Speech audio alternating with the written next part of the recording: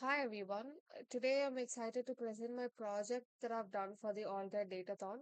I've done this by using the Altair RapidMiner platform. Our problem statement is about tackling the high rate of hospital readmissions worldwide.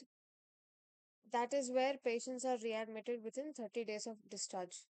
So this is especially common in patients with chronic conditions or those who require extensive care, right? This issue imposes a heavy financial and operational burden on healthcare systems, which contributes to a lot of overcrowding in the hospitals, or it also sort of worsens the outcomes of the patients. By addressing this issue, we can help the healthcare providers prioritize care and improve resource allocation. And this solution is a data driven predictive model which identifies patients at high risks of readmission. We do so by analyzing historical patient data, where we can consider a few machine learning techniques which provide actionable insights. And these insights will help healthcare providers make informed decisions, such as recommending follow up care or personalized treatments to reduce readmission rates.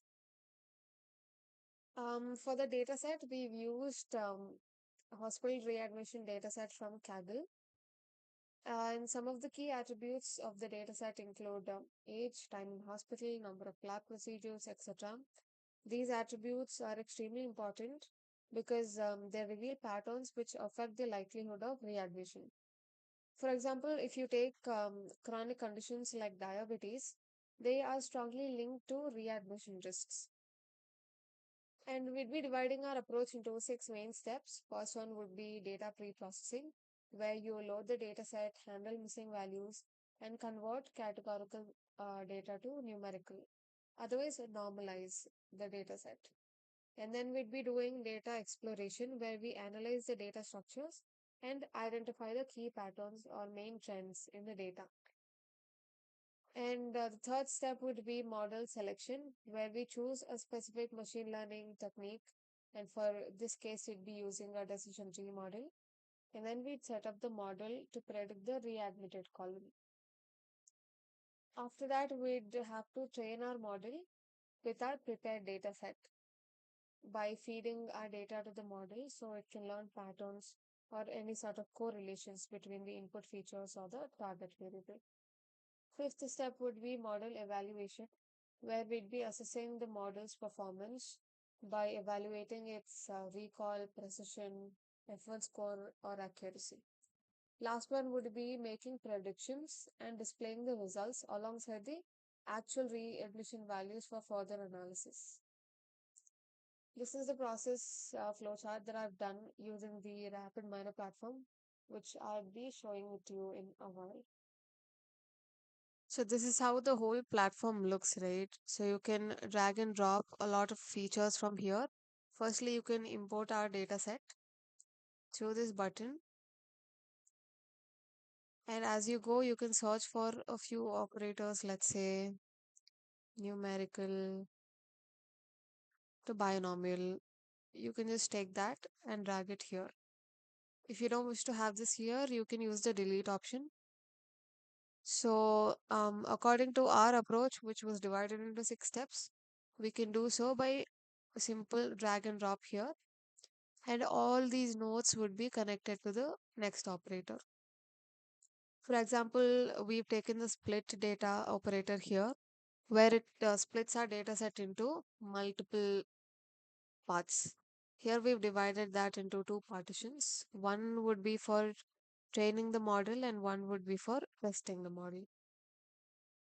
Here we have used a decision tree model, and you apply the model here, and you connect the node to the result. In the similar way, you can select a few attributes that you want. So let's look at the results here. You can also evaluate the performance here for accuracy, F1 score, or recall. This is the results tab.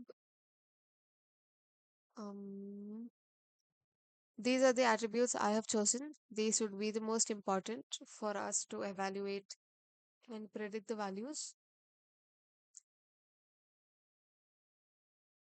So this is the example set of the selected attributes, and these are the predicted values. This is the decision tree model. So if you want, you can eliminate node labels. I would prefer node labels. You can also take out edge labels if you want. You can zoom in, zoom out using these operators. So this is a brief about the decision tree, and you can evaluate the performance here. If you want it in a tabular view, you can choose this one. Otherwise, you can go for the plotted view. Table view is better for analysis. And weighted mean recall, as you can see, it is 56.47 percentage. Accuracy is about 58.62 percentage. And if you want to go for the auto model, where you can just import the dataset and select what you want to perform on the dataset, like analyze a few attributes or predict a certain values. You can just do that without having to design any of these operators or flowcharts. So this is all automated. It will make our work easier for us. And that's about it. That's how I have performed my analysis and predicted the values for our problem set. Thank you so much.